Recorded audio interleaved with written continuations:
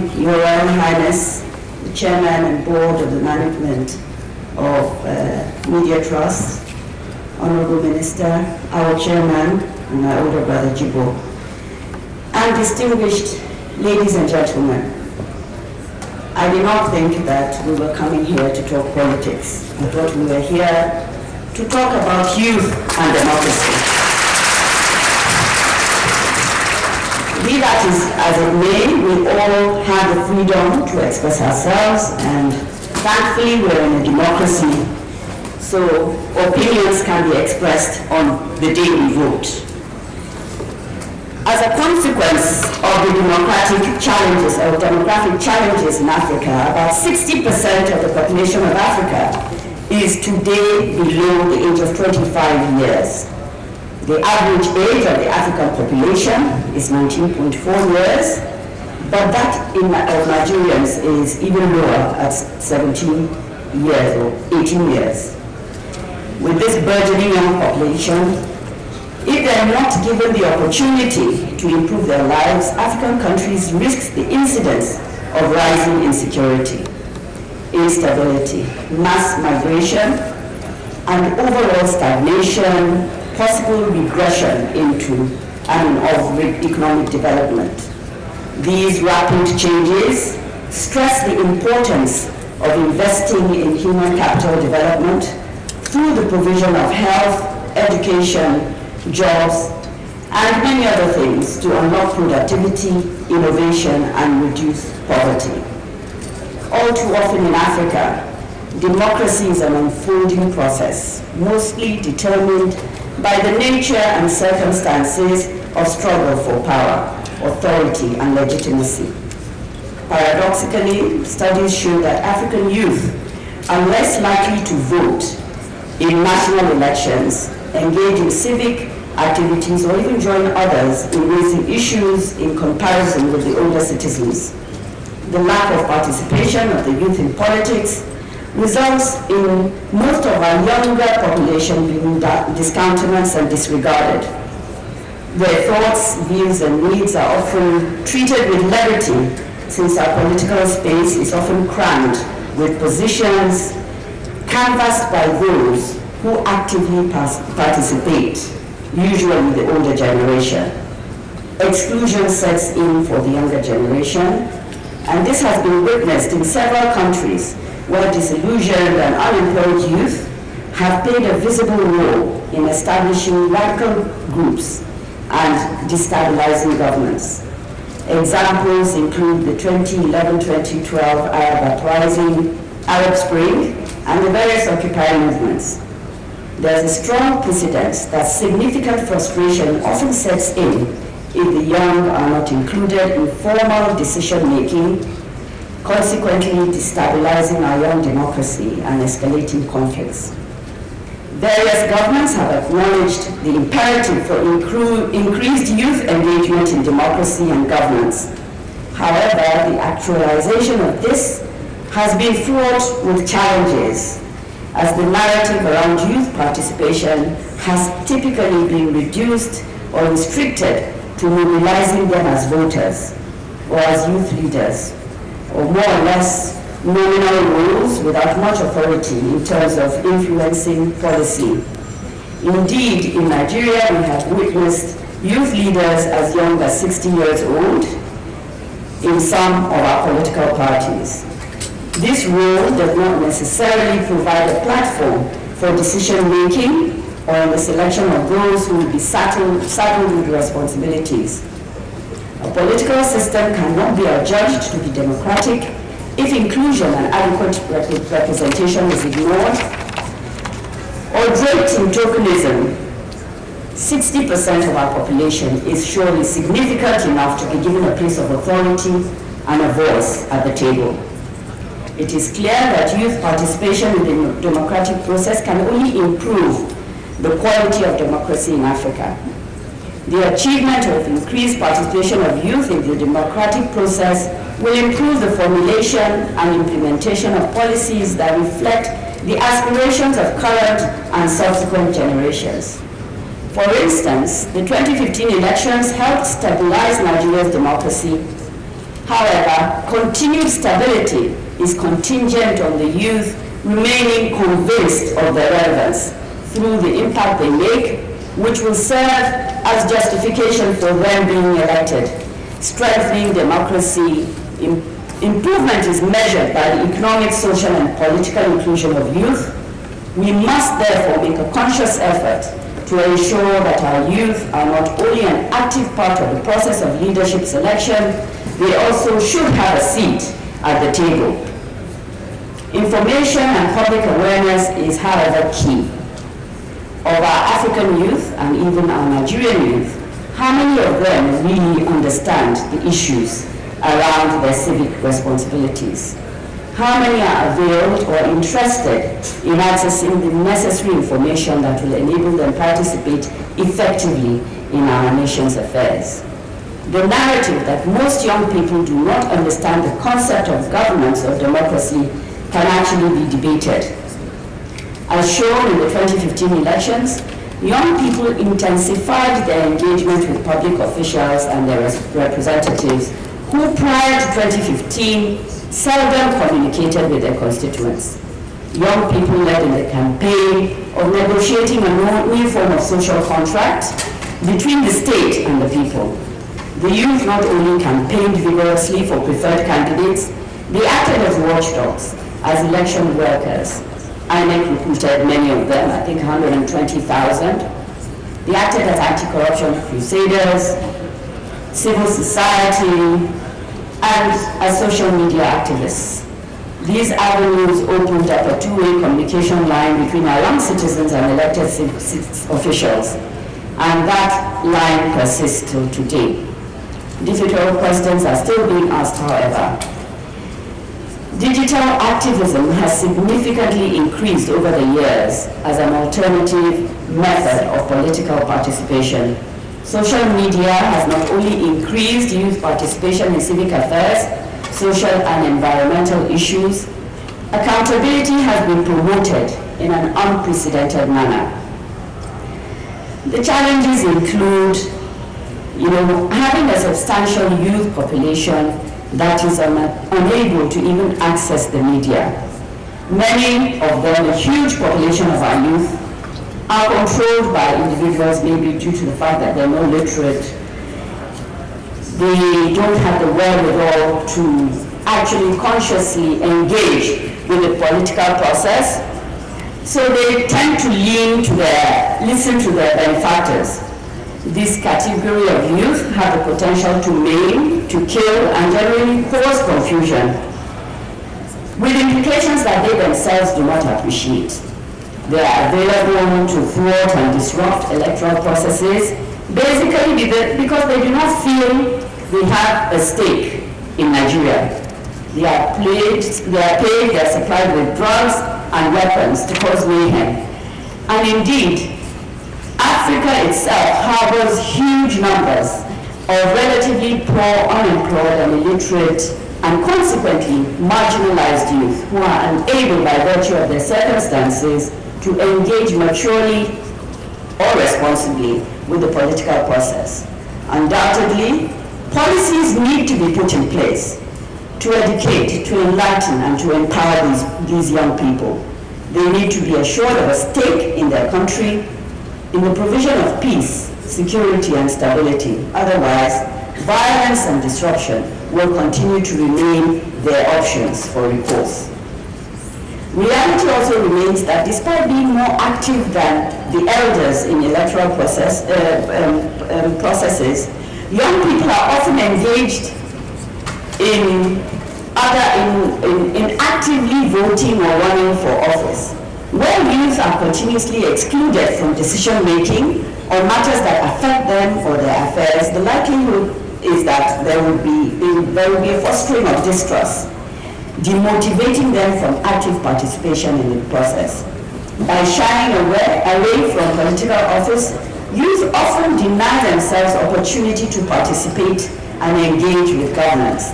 The implications of non-inclusion is the bait into violence, radical and predatory activities, rather than embracing and harnessing opportunities for real positive change.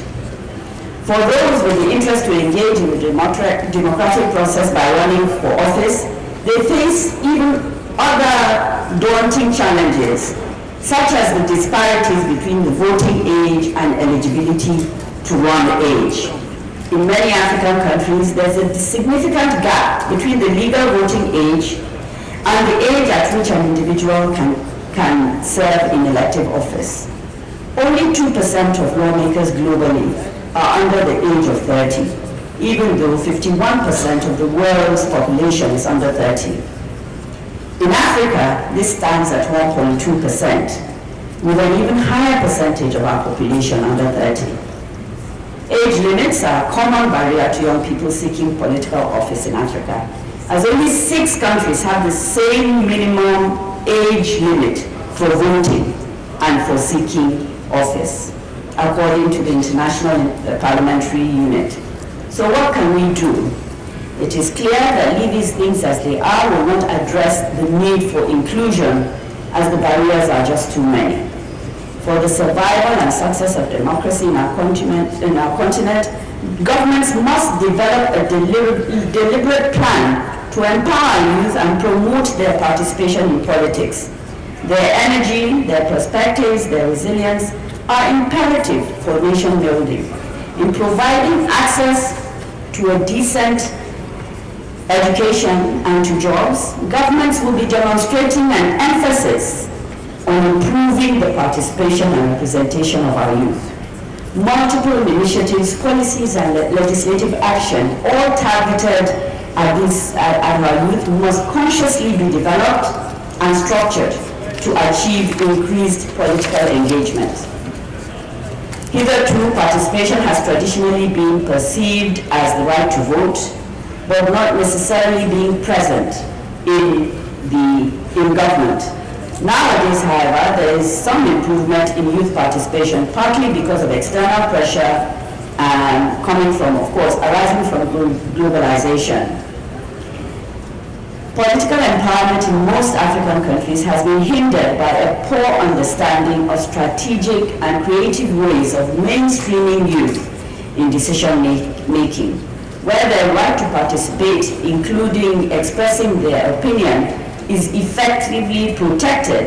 Youth have proved very effective in demanding for accountability. What Nigeria or Africa needs today, and it's growing actually, is a knowledge-driven approach towards economic and political development. I'm an advocate of capacity and competence more than age, although I certainly agree that the resilience and energy of our young, if qualified and well-informed, will raise the bar in our efforts at improving good governance. To remain politically relevant and useful on the democratic landscape, youth must visibly demonstrate that as competent Nigerians, they can add value to the political space. The younger generation must prioritize building their intellectual capital through diverse and creative ways. Most importantly, youth need to learn the principles of engagement and effecting change as it relates to countries.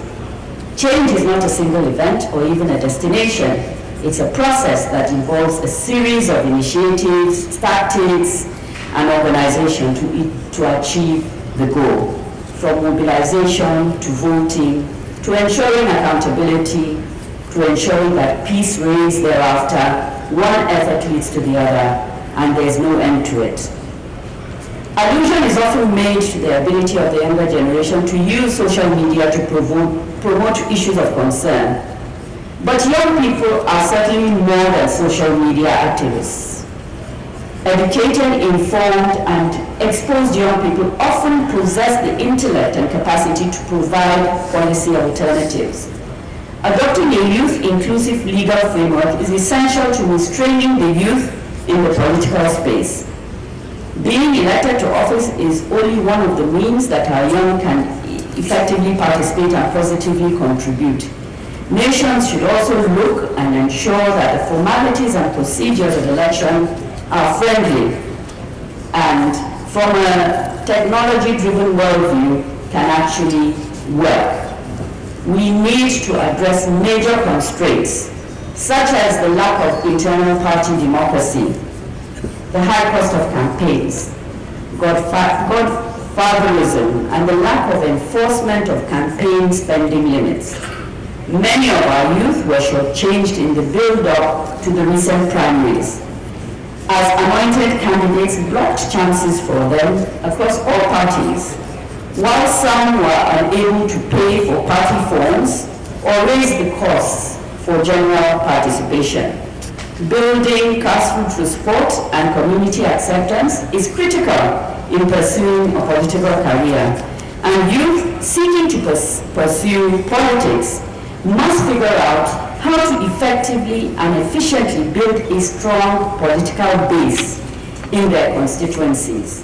While many young people are ready to engage, the politics of godfatherism and a sense of entitlement in some of them, which means that they don't feel the need to interact with their constituents, to understand their peculiar challenges, often leads to poor representation, even if they are successfully elected into office.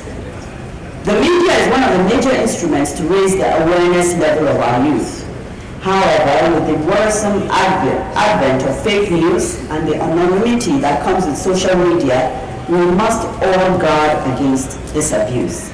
The adverse influence of fake or concocted stories on youth and the absence of an understanding of the nuances of politics or the democratic process of our country has the real potential of inciting protests and hate. The politics of ethnicity, religion, and the lack of ideology and conviction across party faithfuls also compounds our challenges, especially in the anti-corruption sphere. Very regrettably and increasingly, we seem to proffer excuses by offering or conferring immunity on those that we consider ours, depending on the faith we profess, political party or ethnic group we belong to. Our youth must focus on harnessing and positively communicating on unity, on patriotism, and the humanity of all of us. While governments must make stringent efforts to sensitize our youth on their political rights and the potential to influence important decisions, we must desist from the narrative that concerns righteousness only on us and vice on the other. Those that exacerbate divisions along ethnic, religious, and party affiliations are really causing so much more than we think, because this has caused a really heated up our body politic. Focus has to be on nation building, and engagement in politics must remain issues-based. The inability to build cohesion and broad-based partnerships in advancing the youth agenda has also impacted in limiting the influence of youth in decision-making. We have a litany of youth groups across so many, the parties, different groups, and they don't seem to be working together. They can only be more effective if they consolidate and work together. Youth in political spaces such as social movements and civil society groups must be encouraged to collaborate, to synergize, and to build very strong partnerships to drive a coherent agenda. Care has to be taken, however, not to alienate themselves from other citizens groups. Integration into the mainstream is critical for acceptance. So such alliances must also ensure that they remain open and accessible, and they also speak about the larger picture, because when you have youth groups that talk about what it benefits them alone, they are likely to antagonize the other groups who would now not support them. Youth alliances should be predicated on definite ideological convictions and commitments to nation building, and not parochial and divisive issues that hitherto have been the trend in politics. So our current efforts in this administration, we have many youth empowerment schemes exposing our young to the working environment, supporting their ventures in entrepreneurship, strengthening micro and small micro, medium, and small business enterprises, and laying a firm foundation for the political involvement of young people. The current administration has embarked on a journey to achieve youth participation and relevance on many forms. The Empower Job Creation Initiative has provided employment and skill acquisition for over 500,000 graduates and 20,000 non-graduate unemployed in various fields of endeavor, including health, agriculture, tax, community development, field monitoring, and data capture. The statistics show that yes, there is a growing youth unemployment, but it's also a structural issue. It's an issue that relates to our population growth. We have figures from the NBS that show us that in 2016, when we did the first batch, we engaged 200,000 young people for Empower. The youth unemployment figures fell from 23.6 to 16.6. In 2018, when we took 300,000, we selected 300,000 online. The statistics of unemployment fell from 32.4% to 29.75%. These programs have been transparently run for over 2 years with tremendous results. Creativity is consciously being harnessed, stimulated, and encouraged with 8 technology hubs that have been set up across 6 zones, as well as Lagos and Abuja, in partnership with development partners, the tertiary institutions, and NIDA. These hubs have continued to attract many innovative solutions for addressing existing and emerging challenges at scale, ranging from issues relating to humanitarian matters, to clean energy, to communal conflicts, to pipeline vandalization, agriculture. A lot of young people are pitching and coming up with ideas, and we're linking up with different organizations that are able to ensure that their ideas are not stolen and their ideas are actually patented and adopted by those that need them. Other empowerment programs aimed at improving the well-being of citizens, including our youth, are the Government Enterprise and Empowerment Program, GEEP, which has provided loans to over 1.3 million micro, medium, and small businesses, including traders, artisans, market women, and farmers. Of this number, 46% of them are below the age of 35 years. Also, for those that are doing the MSME clinics, the clinics we go from state to state, led by the Vice President, all the different organizations that are involved in ensuring that businesses thrive, the CAC, the NAFDAC, FIRS, we have a one-stop shop, and so far the MSME registration entities have youth of almost 70% reflected. We have information being collated today in terms of what we call the National Social Register around all the states of this country. This information enables governments to specifically identify youth in poor and vulnerable households. We have a lens on poor households. So these are youth that are from poor households, and we have 27% of them so far in the NSR. This data affords us the exciting possibility of targeting youth for specific support, be it in relation to cash transfers, to livelihoods, to public works, and to community development. And this has started. The challenge with human capital development really is the fact that it takes time. It's not an overnight thing that politicians can see. It's not like building a bridge or a hospital. It's about investing. And investing takes time.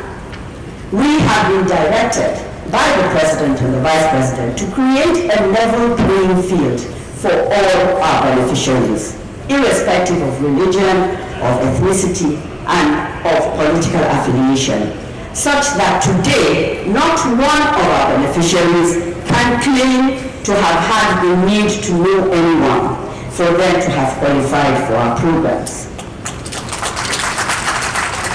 The massive and deliberate investment in human capital of our young population is a foundation upon which we must ensure is shielded from external and political influences to ensure we continue unbiased, equitable, and fair provisioning of government support to its people. We have commenced the journey for building trust with structures that are transparent. I challenge anybody to interrogate what we're doing. They are consistent and they're efficient. And we pay our beneficiaries directly from Abuja to their bank accounts. So there's no middleman, nobody has the opportunity to make money from the programs that we're doing. Same thing with selection. Nobody can say they gave us a list that these are the people they want. Everybody was selected online on an online platform. And so it has created, it's the beginning of what we hope can be sustained, so that every Nigerian gets to have a sense of belonging, to know that as citizens of Nigeria, they're as entitled, even though they are not visible in terms of the elite, the people that actually can engage with accounts with banks and ask for loans. Anybody can engage with what we're doing. States like Kaduna, Anambra, Cross River, and Abia have led the way by appointing young people, ages 30, 31, 32, into responsible offices such as commissioners for budget and planning, and also as special advisors. Yes, we may not have ministers below 50, but we have a huge number of special advisors in the presidency that are within the youth age bracket. There is, of course, the need to improve. A lot of mention has been made of the Not Too Young to Run bill. I would need to mention that also, but I also need to commend Samson and his team for pushing the boundaries, because this is what we need. This is exactly what our chairman was saying. You don't lay back and expect it to fall on your lap.